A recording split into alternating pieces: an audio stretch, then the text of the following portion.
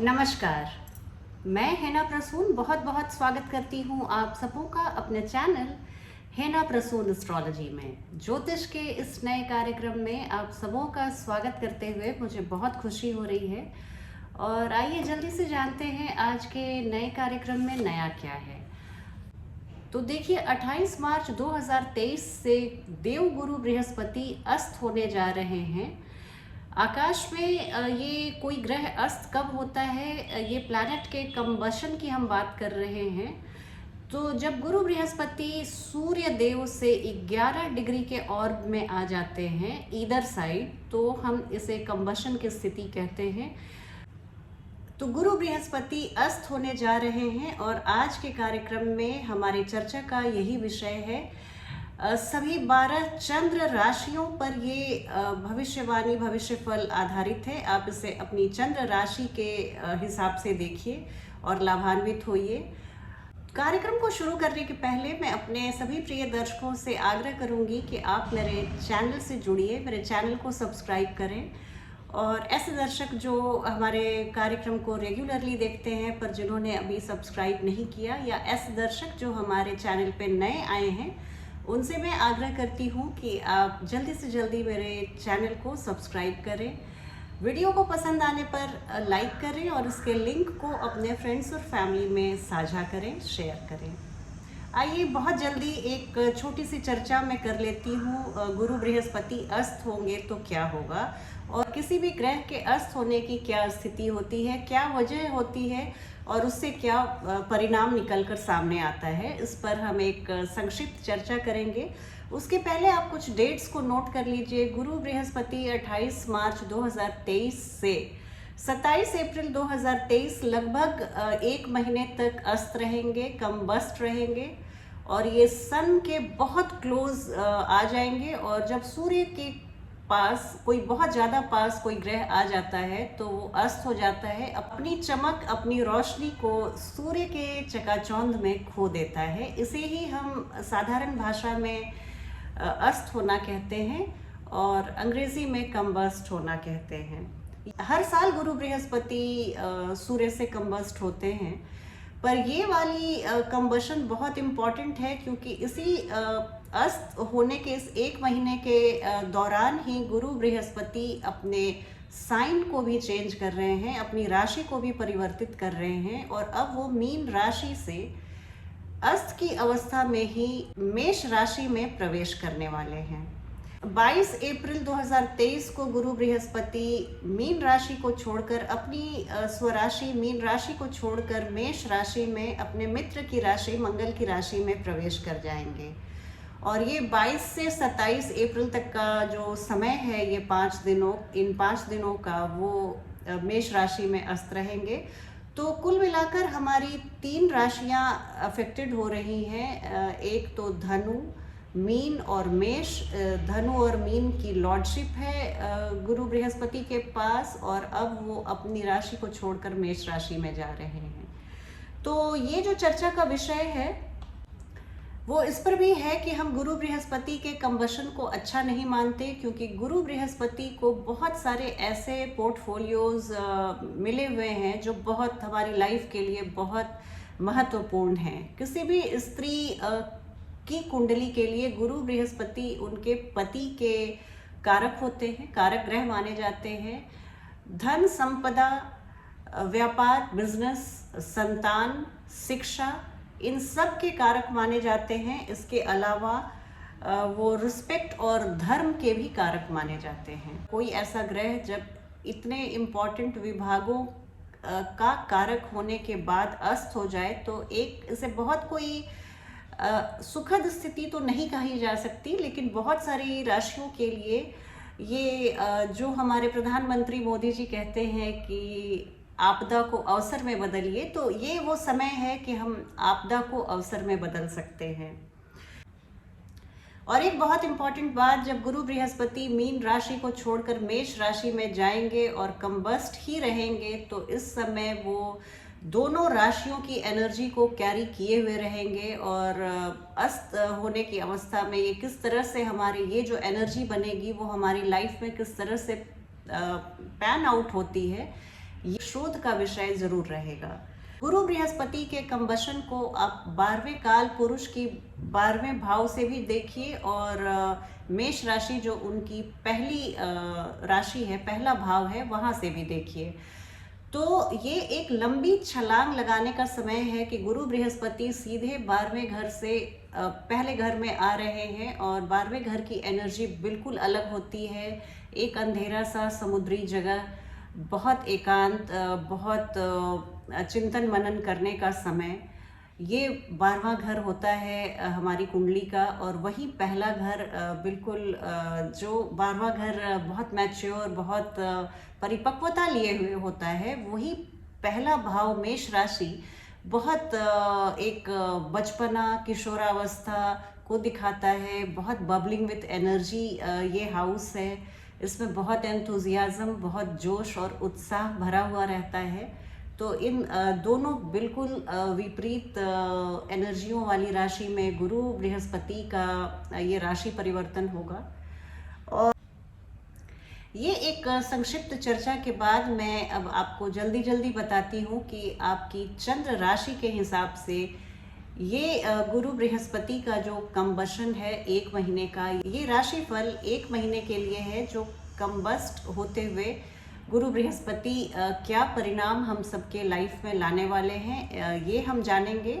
और इसके बाद मैं 22 अप्रैल को होने वाले गुरु बृहस्पति के राशि परिवर्तन पर एक डिटेल्ड वीडियो भी लाऊंगी, जिस पर पूरे साल उनकी जो ये परिभ्रमण रहेगा और उनकी दृष्टियों का लेखा जोखा मैं आपके समक्ष प्रस्तुत करूंगी। उस वीडियो के लिए भी आप इंतज़ार कीजिए, बहुत जल्दी वो भी अपलोड की जाएगी। आइए बात करती हूँ सिंह चंद्र राशि वाले जातक और जातिकाओं की, कि गुरु बृहस्पति जो अस्त होने जा रहे हैं 28 मार्च को, ये कैसी स्थिति ला रहे हैं हमारे सामने, हमारे जीवन को किस तरह से इम्पैक्ट करने जा रहे हैं, इसके बारे में एक संक्षिप्त चर्चा। अगर आपकी सिंह चंद्र राशि है तो देखिए आपके लिए एक बहुत ही अच्छे समय की, मुझे बोलते हुए भी मुझे बहुत खुशी हो रही है कि एक तो गुरु बृहस्पति अस्त होने जा रहे हैं और वो अच्छी स्थिति कैसे होगी। तो देखिए इस आप भविष्य फल को आप बहुत ध्यान से सुनिए और समझिए। यहाँ पर हमारे पंचम और अष्टम भाव के स्वामी अष्टम भाव में अस्त हो रहे हैं, और अष्टम भाव में अस्त होने के लिए एक ये मैं पहले भी बता चुकी हूँ, ये एक बहुत अच्छी स्थिति होती है। 8th हाउस ये सडननेस से भरा हुआ रहता है, हमारे लाइफ में बिल्कुल सी सॉ के जैसा ऊपर नीचे कर देने की क्षमता रखता है। तो यहाँ पर अगर गुरु बृहस्पति आके अस्त हो रहे हैं तो एक तो आपके जो लाइफ में आपकी स्थायित्व बढ़ जाएगी, स्टेबिलिटी बढ़ जाएगी, आपके लाइफ में वो जो आकस्मिकता वाली बात थी वो बिल्कुल नहीं रहेगी, आप स्टेबल रहेंगे।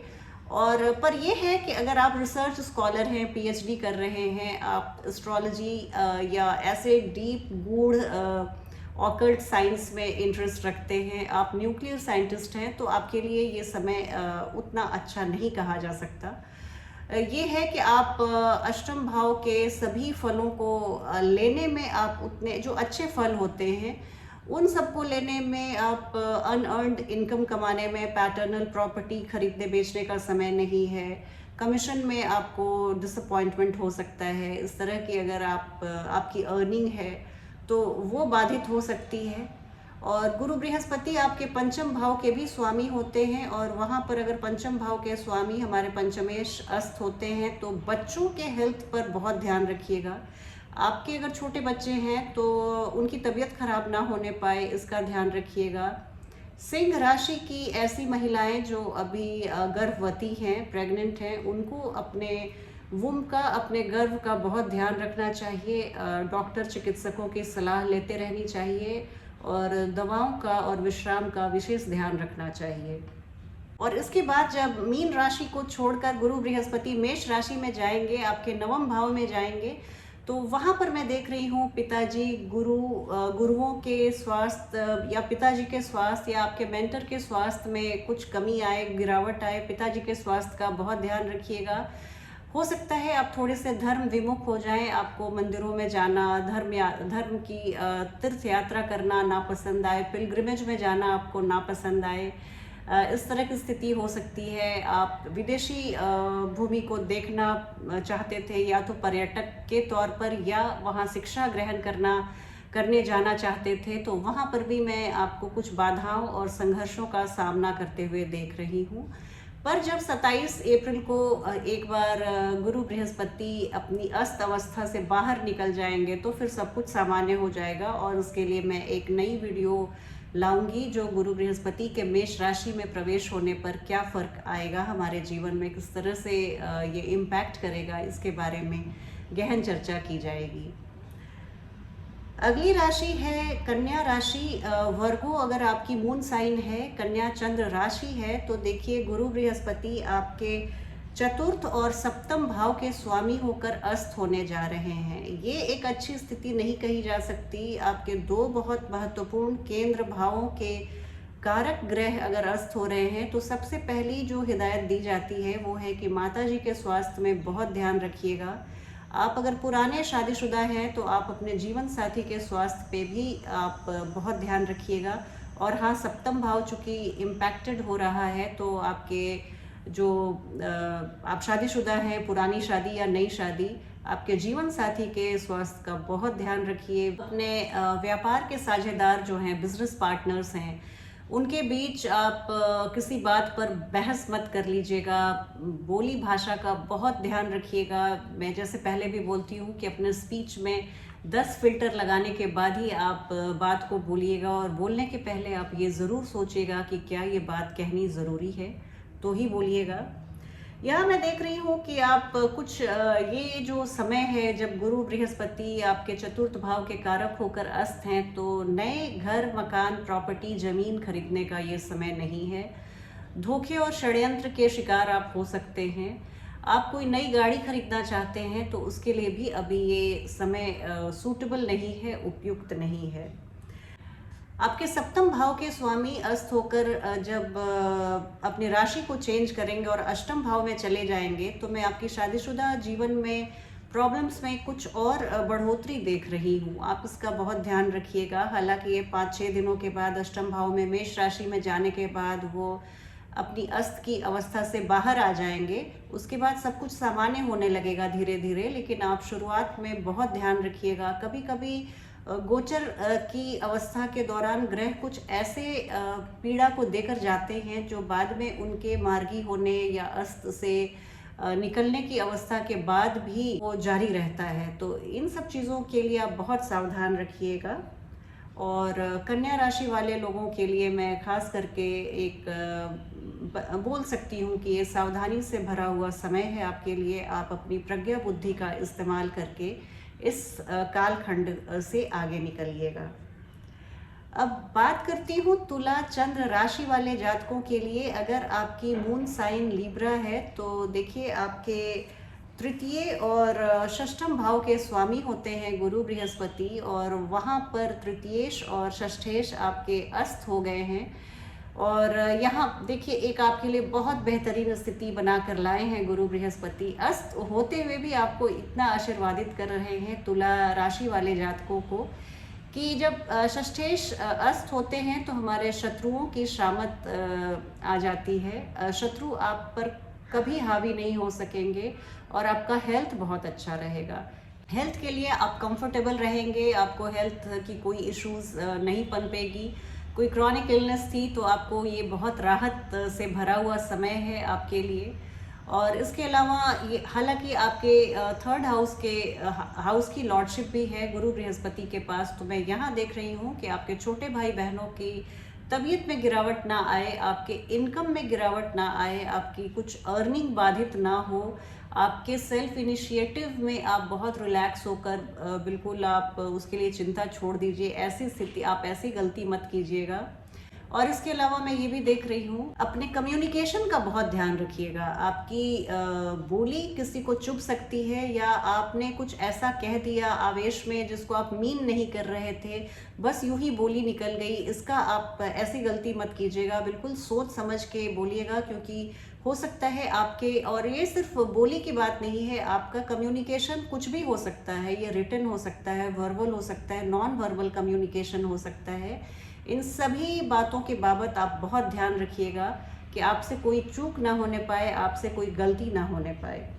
जब गुरु बृहस्पति अस्त की अवस्था में ही अपनी राशि को चेंज करके, अपनी राशि को बदलकर आपके सप्तम भाव में आ जाएंगे, तो जीवन साथी से आपके संबंध बाधित हो सकते हैं। आप जीवन साथी के साथ कुछ मन मुटाव मत पाल लीजिएगा। आप अपने बिजनेस साझेदारों के साथ अपने संबंध को सामान्य रखने के लिए एक्स्ट्रा कुछ परिश्रम कीजिएगा। ये चूँकि गुरु बृहस्पति अस्त है, आपको भाग्य का साथ नहीं मिलेगा। आपको अपनी बुद्धि का इस्तेमाल करके उस किसी भी आप अनावश्यक परिस्थिति ना पनपे, कोई भी ऐसी स्थिति ना पनपे जिससे आपको बाद में बहुत पछतावा हो, इसका आप ध्यान रखिएगा। चलती हूँ वृश्चिक चंद्र राशि के जातक और जातिकाओं के बारे में बात करने की। ये जो गुरु बृहस्पति की अस्त अवस्था है वो आपके जीवन को किस तरह से प्रभावित करने जा रही है। गुरु बृहस्पति वृश्चिक चंद्र राशि वाले जातकों के द्वितीय और पंचम भाव के ओनर होते हैं, पंचम भाव के स्वामी होते हैं। और जब आपके द्वितीयेश और पंचमेश अस्त होते हैं तो एक जो मैं स्थिति देख रही हूँ, आपके इनकम में कमी आ जाती है, आपके परिवार में कुछ मनमुटाव की स्थिति आ सकती है, परिवार में आपके इमेज को कुछ चोट पहुँच सकती है।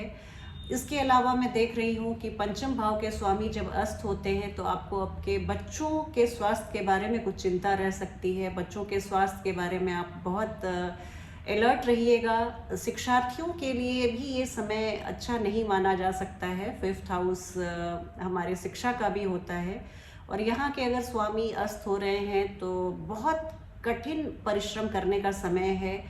विद्यार्थियों के लिए भाग्य के भरोसे कुछ भी नहीं छोड़ना है। और तीसरी चीज़, हमारे लव लाइफ को भी बाधित करेंगे गुरु बृहस्पति का अस्त होना। हमारे प्रेम जीवन के लिए किसी भी तरह से श्रेयस्कर नहीं है। प्रेमी प्रेमिका में मनमुटाव हो सकता है।